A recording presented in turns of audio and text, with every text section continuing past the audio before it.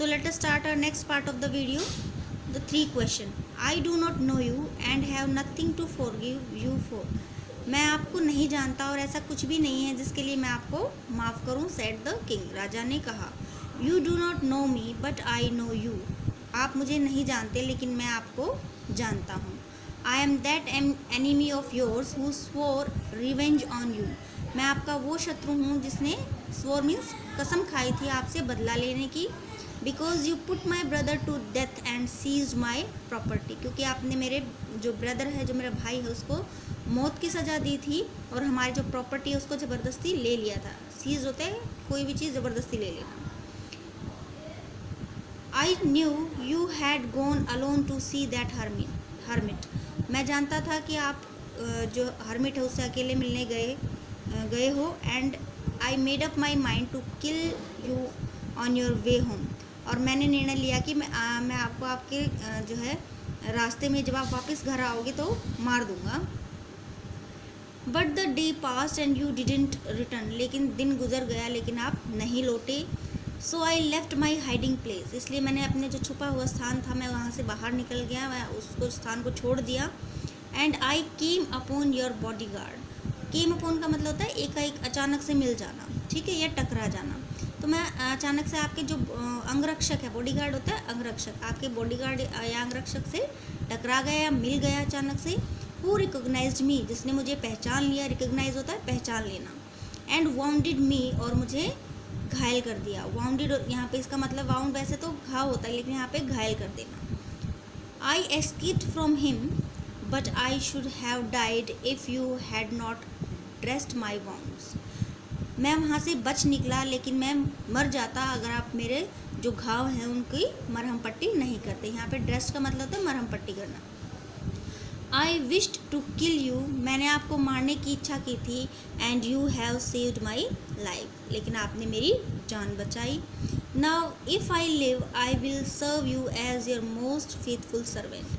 Now अगर अभी यदि मैं ज़िंदा रहता हूँ तो मैं आपकी सबसे जो मोस्ट फेथफुल मीन्स सबसे विश्वसनीय जो सर्वेंट होता है उसके रूप में आपकी सर्व मीन्स सेवा करूँगा. And will order my sons to do the same. और अपने जो बेटे हैं उनको भी ऐसा ही करने का आदेश दूंगा. Forgive me. मुझे माफ़ कर दो. The king was very happy to have made peace with his enemy so easily. जो राजा था वो बहुत खुश था कि उसने अपने शत्रु से इतनी आसानी से जो है शांति स्थापित कर ली थी, उसके साथ समझौता कर लिया था. And to have won him over as a friend. और उसको अपना मित्र बना लिया था. He not only forgive him. उसने सिर्फ उसको माफ़ ही नहीं किया but said he would send his servant and his own doctor to look after him. उसने सिर्फ उसको माफ़ ही नहीं किया, फॉरगिव होता माफ़ कर देना, बट सेड कहा he would send his servants. वो अपने सर्वेंट्स को भेजेगा. सर्वेंट होता है नौकर. And his own doctor. उसके अपने खुद के डॉक्टर को ओन अपने. To look after him. Look after होता है देखभाल करने के लिए, उसकी देखभाल करने के लिए. And he promised to give back the man his property. Promise means वादा किया. उसने वादा किया कि वो जो आदमी है उसकी प्रॉपर्टी भी वापस कर देगा. Living the bounded man the king went out of the हट. और जो घायल व्यक्ति है उसको छोड़ते हुए राजा हट से बाहर निकल आया. And look round for the hermit.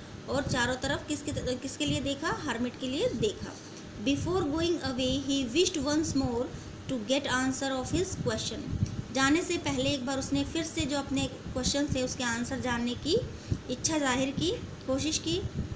The hermit was on his knees sowing seeds in the beds that had been dug the day before.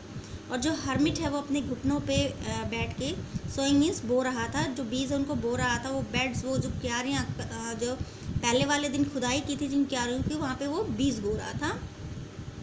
The king went up to the hermit. राजा hermit के पास गया. And said. और कहा for the last time I beg you to answer my question wise man.